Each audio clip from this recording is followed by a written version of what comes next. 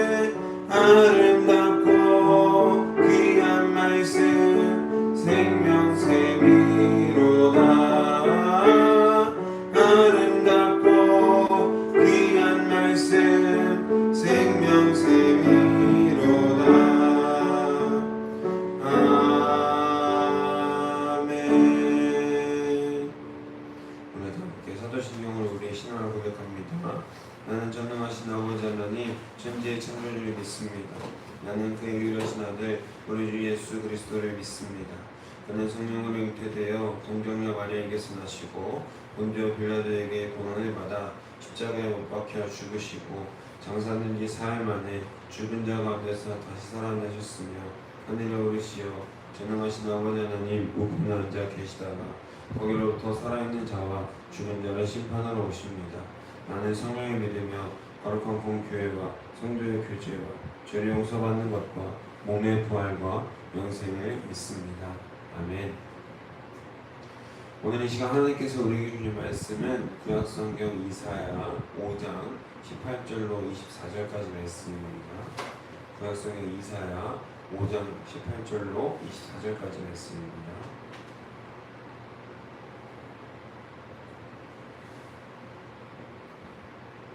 찾으신 줄 믿고 다 함께 한 목소리로 하나님의 말씀 받도록 하겠습니다. 거짓으로 끈을 삼아 죄악을 끌며 수레줄로 힘같이 죄악을 끌 터인 자에게 화 있을진저 그들이 이르기를 그는 그의 일을 속속히 행하여 우리에게 보게 할 것이며 이스라엘의 거룩한 이는 그의 계획을 속히 이루어 우리가 알게 할 것이라 하는도다. 악을 선하다 하며 선을 악하다 하며 어둠으로 빛을 삼으며 빛으로 어둠을 삼으며 쓴 것으로 단 것을 삼으며 단 것으로 쓴 것을 삼는 자들에게 화 있을진저 스스로 지혜롭다 하며 스스로 명철하다 하는 자들에게 화 있을진저 포도주를 마시기에 용맹하며 독주를 잘 조지하는 자들에게 화 있을진저 그들은 뇌물로 말미암아 악인을 의롭다 하고 의인에게서 그의 공의를 빼앗는도다.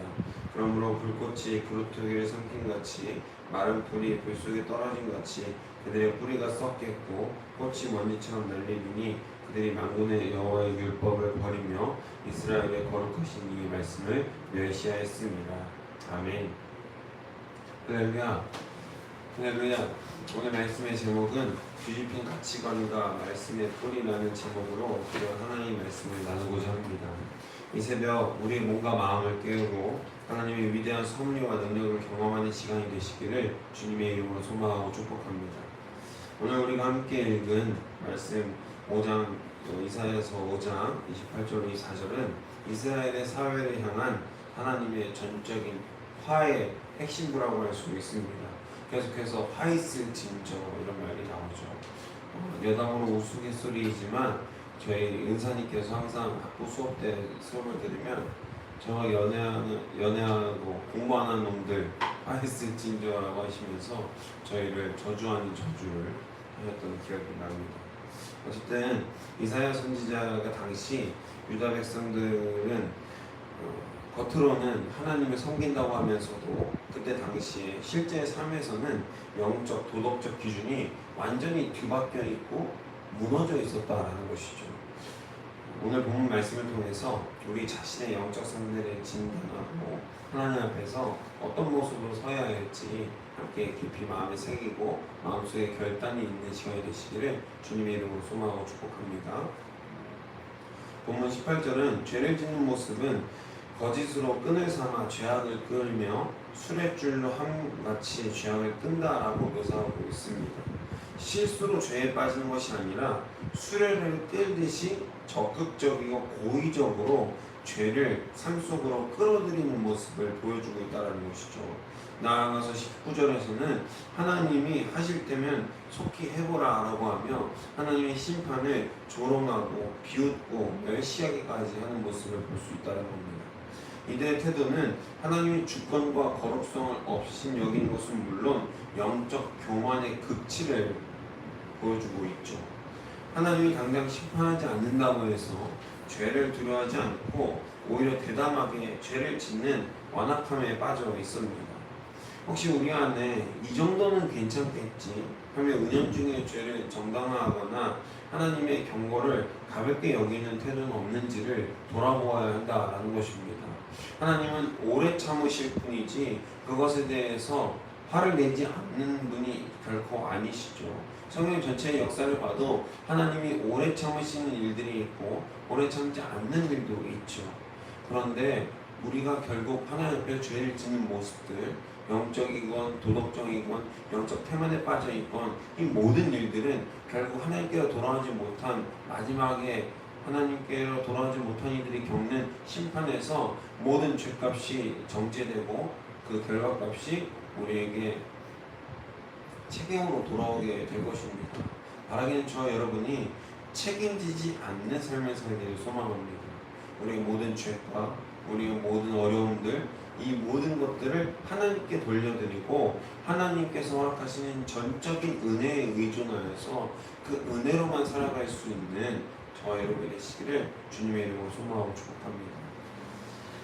이어진 20절은 사회적 영적 붕괴의 결정적 증상을 고발하고 있는데요. 악을 선하다 하며 선을 악하다 하며 어둠으로 빛을 삼고 쓴 것으로 단 것을 삼는다라고 말하고 있습니다.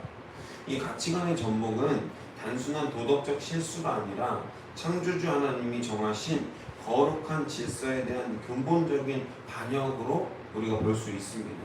그러니까 남자와 여자가 한 몸을 이룬다는 것, 그리고 요즘 많이 문제가 되고 있는 동성애라든지 퀴어 문제라든지 이런 여러 가지 사회적 반향들을 일으키는 기독교적인 성향과 반향을 일으키는 모든 문제들 가운데에서 우리가 정확하게 짚어 나가야 할 것은 뭐냐면 하나님의 말씀에 순리대로 산다라는 것입니다. 그 순리에 벗어나면 우리가 용납할 수가 없는 겁니다. 단지 우리 기독교가 또한 교회 다니는 그리스도인들이 가져야 할 태도는 무엇이냐면 우리가 다른 가치관을 가지고 있다고 해서 그들을 배척하거나 그들을 조롱하고 또 비난하거나 그를 흰난하는 것이 아니라 우리가 그들을 교회 안으로 들어와서 어떤 것이 진리인지 어떤 것이 하나님의 순리인지를 가르쳐 줄 수 있어야 된다는 것입니다. 보통은 그들을 욕하고 내쫓고 우리가 다르다고 해서 비난하기에만 바쁩니다. 좌우 진영의 문제는 마찬가지죠. 교회는 그리스도인은 좌우 여러 가지 모든 것들이 함께 다 모여서 하나님만을 예배하는 공동체입니다.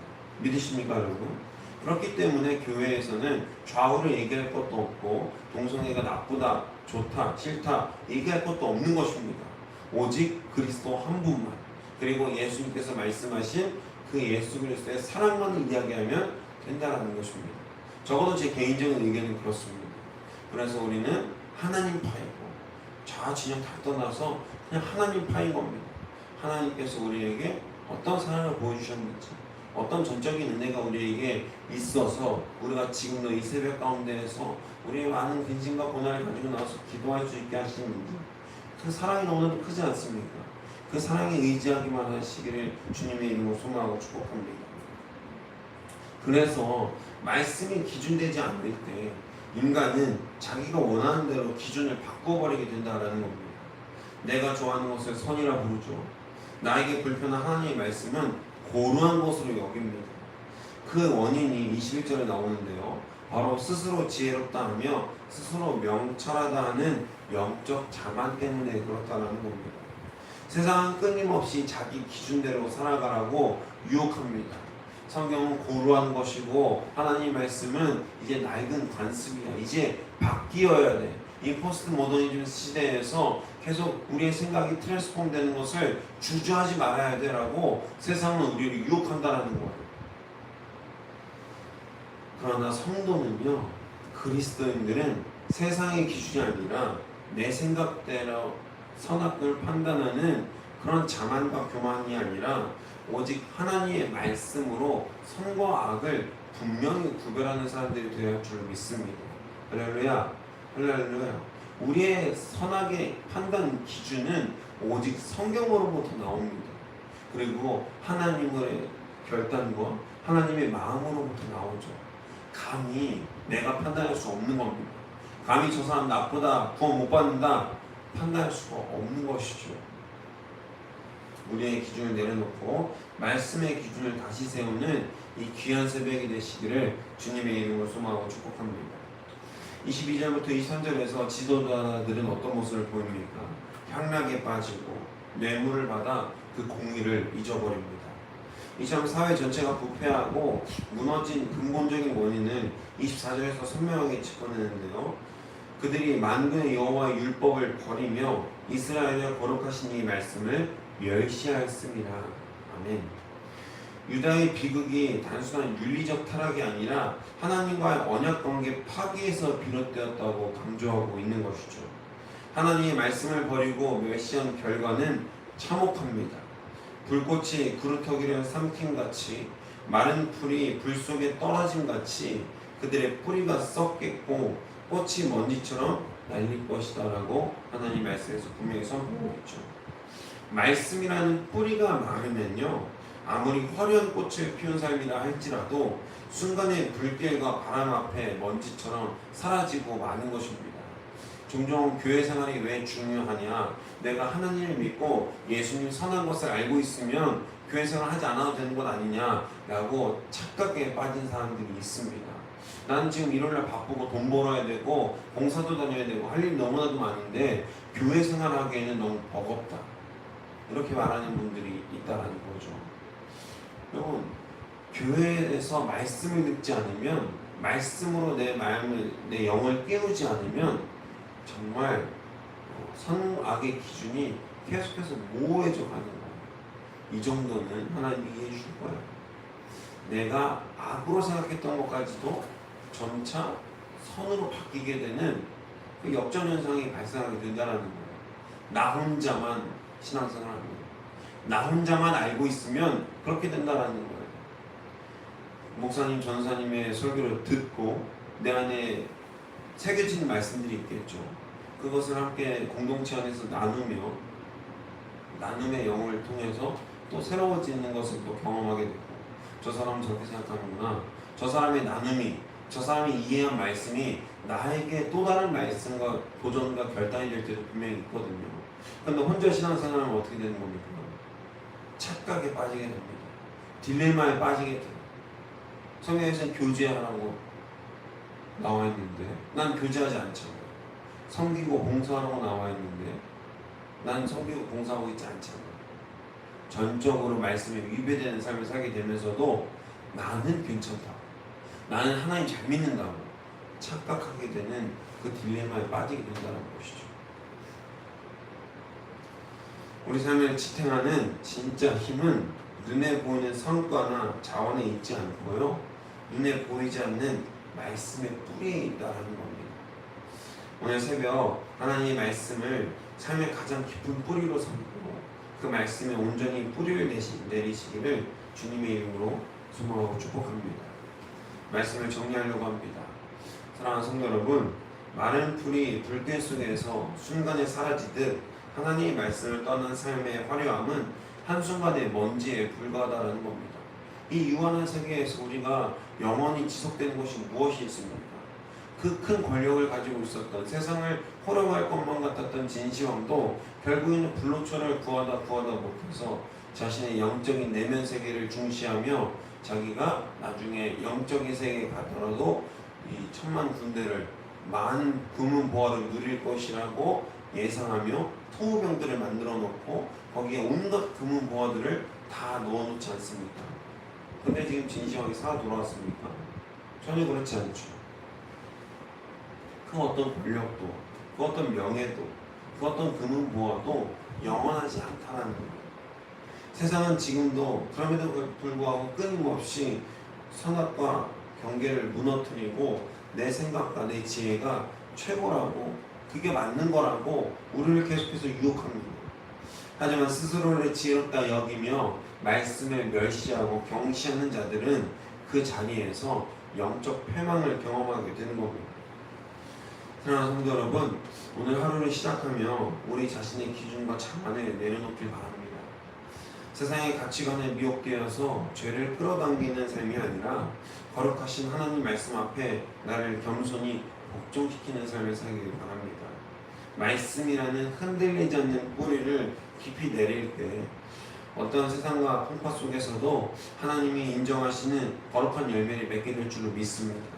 오늘 하루 주님의 말씀만을 삶의 오직 유일한 기준으로 삼으며 승리하시는 저와 여러분 되시기를 주님의 이름으로 소망하고 축복합니다.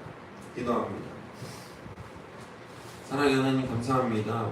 오늘 하루도 우리에게 귀한 하루를 허락하셔서 우리가 말씀의 뿌리를 놓는 그 존귀한 말씀을 함께 놓고 결단하오니 주님, 어떤 세상과 유혹 시험 가운데에서도 흔들리지 않는 말씀의 뿌리로 살아갈 수 있도록 우리의 몸과 마음을 지켜주시옵소서. 세상은 여전히 우리에게 선과 악의 경계를 흔들며 내가 하는 길이 맞는 길이라고, 또 단 것을 쓴 것으로 여기며 쓴 것을 단 것으로 여기는 그 가치관의 역전을 계속해서 우리에게 강요하고 있습니다. 그러나 무엇이 옳은지, 어떤 것이 선한 것인지, 정의한 것인지 우리는 말씀으로 들어 깨달아 알 수 있사오니 이 말씀을 사모하게 하시고 우리 마음 가운데 정성 가운데 하나님의 능력을 더욱더 의지하여서 우리의 모든 것을 주관하시고 다스리시는 하나님의 통치하심이 우리의 삶 가운데 흘러넘칠 수 있도록 붙들어 주시옵소서. 주님의 주권을 의지합니다. 하나님의 섭리를, 그 섭리 앞에 복종하오니 주님 역사하시고 인도하여 주시옵소서. 오늘 이 새벽 우리의 기도 제목 가지고 나왔사오니 이 기도 제목 주님께서 속히 들으시고 하늘에 상달되는 기도 제목으로 주님 들어주시기를 간절히 소망합니다. 우리에게 오늘 하루도 기쁘고 넉넉히 이기며 살아갈 수 있는 승리함을 더하여 주옵소서. 이 시간 감사드리며 이 모든 말씀 우리 주 예수 그리스도의 이름으로 기도드렸습니다. 아멘. 사랑해 주님 감사합니다. 주님께서 허락하신 귀한 은혜와 소망이 우리 삶 가운데 차고로 넘칠 수 있도록 인도하여 주시옵소서. 주님, 우리가 무엇을 구해야 합니까? 아버지의 능력과 주님의 소망을 구하오니 주님 이 시간 결단하게 하여 주옵소서. 어떤 상황과 형편 가운데에서도 말씀을 결단하는 말씀의 뿌리를 놓을 수 있는 우리의 기초가 될 수 있도록 인도하시고 역사하여 주시옵소서. 아버지, 우리 다음 세대를 위해서 기도합니다. 아버지, 다음 세대가 하나님을 예배하는데 부족하면 다음 세대가 되게 하셔서 주님 무엇보다도 말씀으로 바로 서고 하나님의 사랑으로 바로 설 수 있는 우리 다음 세대가 되게 하여 주시옵소서. 이 다음 세대와 기성세대가 그리스도의 말씀과 사랑으로 함께 연합할 수 있게 하시고 서로가 서로에게 배우며 끊임없이 사랑으로 하나 될 수 있는 그